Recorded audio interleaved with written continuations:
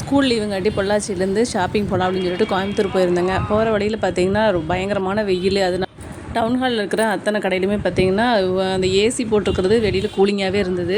போகிற வழியெல்லாம் வந்து நீர்மோர் தண்ணி இந்த மாதிரி கொடுத்துட்டே இருந்தாங்க. நாங்களும் நின்று குடிச்சிட்டு அதுக்கப்புறம் உள்ள சரவணா ஸ்டோர்ஸ்குள்ளே போனோம்னா கடல் மாதிரி இருக்குதுங்க. எல்லா பொருளுமே அங்கே கிடைக்கிது. குண்டூசிலிருந்து தங்கம் வரைக்கும் எல்லாமே கிடஞ்சிது. கிரிக்கெட் பேட் பால், அப்புறம் இந்த குழந்தைகளுக்கு தேவையான பென்சில் பேனா ஃபேன்சி ஐட்டம் ட்ரெஸ்ஸுங்க எல்லாமே வந்து பாத்திரம் எல்லாமே வந்து அதில் இருந்துச்சுங்க. கொஞ்சம் டிஃப்ரெண்ட்டாகவே இருந்தது. விலையும் பார்த்திங்கன்னா ரொம்ப கம்மியாக தான் இருந்துச்சு. இது மட்டும் இல்லைங்க, கடைக்கு வெளியில் வந்து பார்த்திங்கன்னா சாப்பாடு அப்புறம் வந்து பாப்கார்ன் எல்லாமே வந்து விலை கம்மியாகவே கொடுத்துருந்தாங்க.